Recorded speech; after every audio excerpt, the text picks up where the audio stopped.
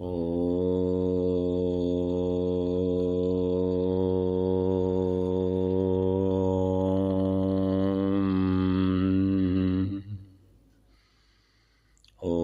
असतो मा सद्गमय तमसो मा ज्योतिर्गमय मृत्योरमामृतं गमय। ओम शांति शांति शांति। आपकी सेवा में केनोपनिषद के 2 भाग प्रस्तुत कर चुका हूँ। अब इसी कड़ी में तीसरा भाग प्रस्तुत है। इस भाग को एक आख्यायिका के द्वारा लिखा गया है। आख्यायिका में सभी देवताओं की जो है कथा चलती है कि सब देवताओं का राक्षसों से युद्ध हुआ और युद्ध में राक्षस हार गए, देवता जीत गए। ये सारी महिमा परमात्मा की थी, क्योंकि वो देव भाव में थे, इसलिए देव भाव को विजयी करवाना ये परमात्मा का दायित्व है। परंतु देवताओं को इस बात का अहंकार हो गया कि हमने ये विजय हासिल कर ली। तो इसी कथा को शुरू करते हैं। ब्रह्म देवेभ्यो विजिज्ञ तस्य ब्रह्मणो विजय देवा अमहीयन्त ते क्षंत अस्माकम एव अयम विजयो अस्माकम एव अयम महिमा इति। ब्रह्म ने, परमात्मा ने देवों को विजयी करवाया, देवों को विजय दिलवाई। तस्य है ब्रह्मणो विजय, वो सब ब्रह्म की ही विजय थी। देवा अमहीयन्ते, परंतु देवताओं को अहंकार हो गया। ते एक ऐक्षंत, उन्होंने ऐसा वो देख रहे थे, ऐसा वो विचार कर रहे थे कि अस्माकम एव अयम विजय, ये हमारी विजय है। अस्माकम एव अयम महिमा, ये हमारी ही महिमा है, ऐसा विचार कर रहे थे। तो उनके इस विचार को परमात्मा ने तो जान लिया, क्योंकि सबका अंतर्यामी हो। तो तद है ऐशाम विजय, तद है ऐशाम विजज्यो, इस बात को जब परमात्मा ने जाना, तेभ्यः प्रादुर्बभूव, वो उन्हीं में से, देवताओं में से निकल के आ गया, यूं भी कह सकते हैं, या उनके समक्ष आ गया, यूं भी कह सकते हैं, और यक्ष के रूप में आ गया। तन्न विजानता, उसको वो जान नहीं पाए, देवता उसको जान नहीं पाए कि ये कौन है। किम इदम यक्षमिति, कि ये यक्ष कौन है। यक्ष के रूप में आ गए और आकाश में उनके सामने प्रकट हो गए ब्रह्म परमात्मा। तो देवता उसको देख रहे हैं कि ये कौन आ गया, ये कौन है, और उसमें से अपनी महिमा को परमात्मा ने उनमें से खींच लिया।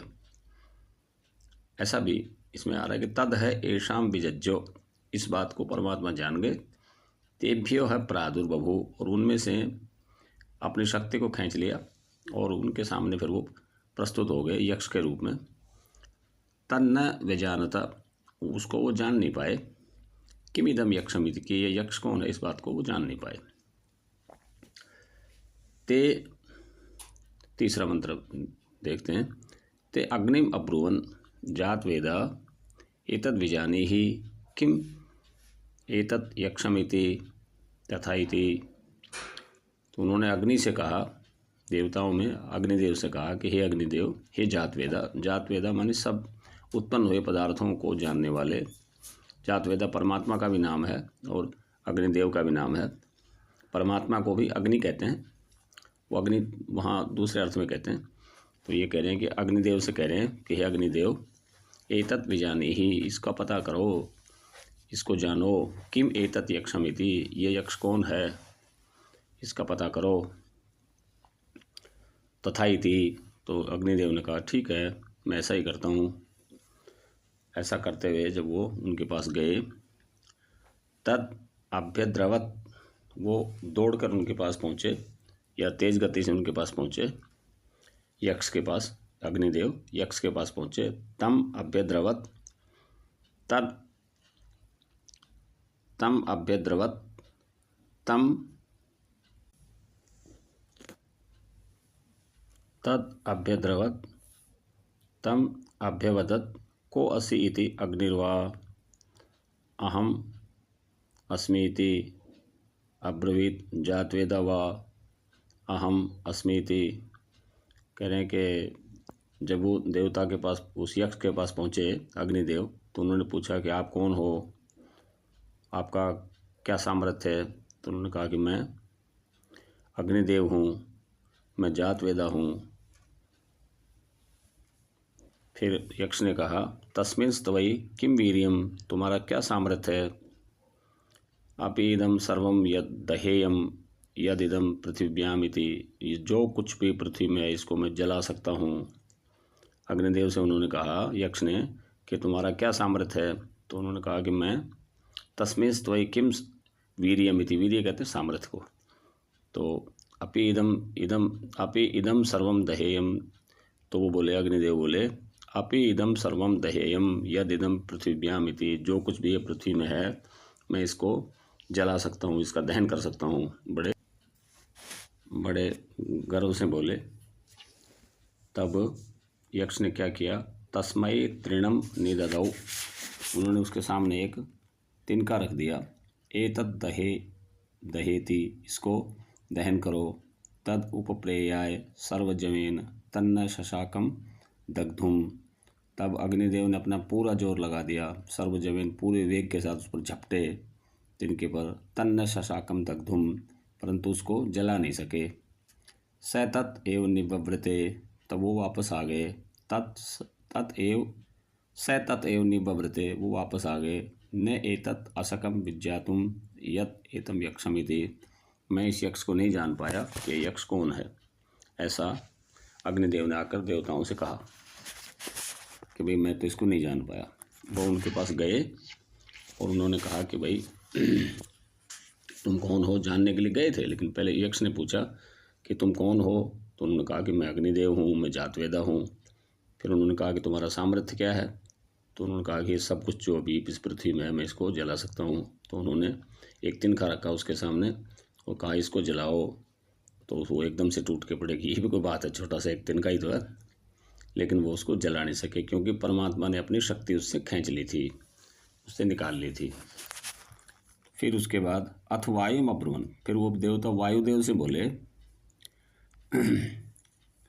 वायु एतत् विजानी ही, हे वायुदेव आप इसको जानो। किम एतत् यक्षमिति, ये यक्ष क्या है? तथा इति, ऐसा ही करूँगा। फिर उसके बाद 8वें मंत्र में तद अभ्यद्रवत तम अभ्यवदत, उस यक्ष के पास गए, उसको जाकर बोले, बल्कि वो बोले, यक्ष बोले उनसे, को असीति, तुम कौन हो? तो उसने कहा वायुर्वा अहम अस्मीति, मैं वायु हूँ। अब्रवीत मातृस्वा व अहमिति, और मैं मातृस्वा हूँ। मातृस्वा कहते हैं जो टेढ़ी गति से कोई चाल चलता हो। तो उन्होंने पूछा कि तुम कौन हो? तो उन्होंने कहा कि मैं वायु हूँ, मैं मातृस्वा हूँ। मातृस्वा जो टेढ़ी गति से चाल चलता है। बड़े अहंकार में आगे बोले कि मैं मातृस्वा हूँ। फिर यक्ष ने कहा तस्मिन् त्वयि किम वीर्यम, तुम्हारा क्या सामर्थ्य है? अपेदम सर्वम आददीयम यद्यम पृथिव्याम इति, जो कुछ ये पृथ्वी में है इस सारे को मैं ऐसे उड़ा सकता हूँ, चुटकी बजाय ऐसे उड़ा सकता हूँ। फिर जो है ब्रह्म बोले, यक्ष बोले, तस्मै तृणम निदधौ, उसके सामने भी वही तिनका रख दिया। एतत् आददस्वेति, इसको उड़ाओ, इसको संभालो। तद उपप्रेयाय सर्वजवेन, वो पूरे वेग के साथ उस पर टूट के पड़ा। तन्न शशाक आदातुम, वो उसको उठाने में या उसको उड़ाने में समर्थ नहीं हुए। स तत एव निवव्रते, वो तुरंत वापस आ गए। न एतत् अशकम विजातुम यद एतत् यक्षमिति, मैं भी नहीं जान पाया ये यक्ष कौन है। अर्थात दोनों जो मुख्य देवता होते हैं, अग्निदेव को सबसे, इंद्र के बाद, इंद्र तो सबका राजा है, परंतु मुख्य जो अग्निदेव है उसको भेजा और उसने भी बड़े अहंकार से गया, लेकिन चुपचाप वापस आ गया कि ये तो कुछ बड़ी बला भाई, इसके सामने तो हमारी पार नहीं पड़ती। ऐसा विचार करके आ गया कि इससे आगे तो हमारी पार नहीं बसाती।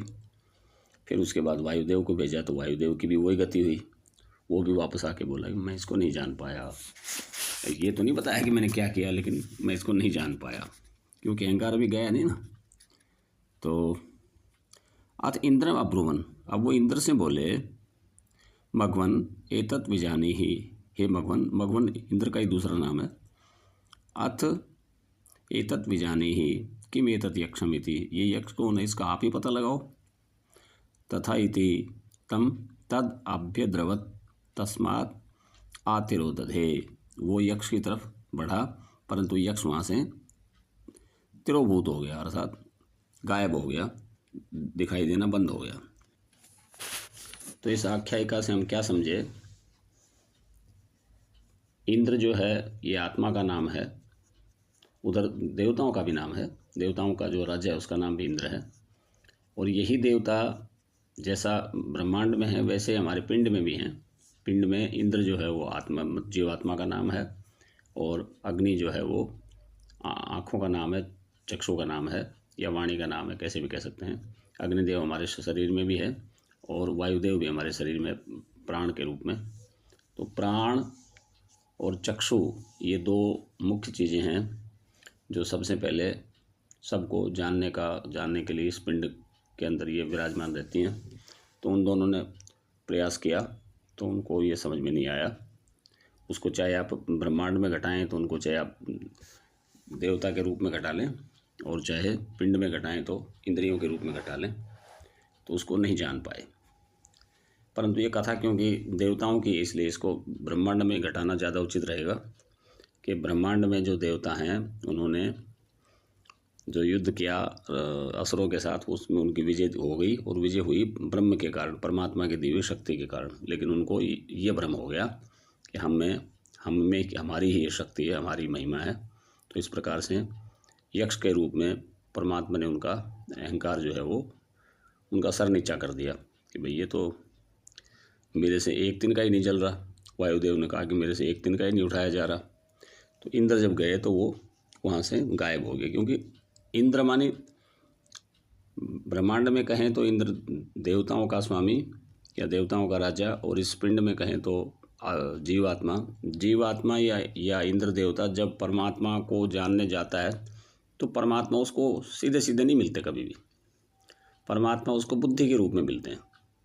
तो अब अगले खंड में यही आएगा कि वहाँ जो है जब वो गया इंद्र तो वो यक्ष तो गायब हो गया और उसकी जगह उमा देवी, पार्वती, या यूँ कहें कि शुद्ध बुद्धि वहाँ पर उपस्थित हुई।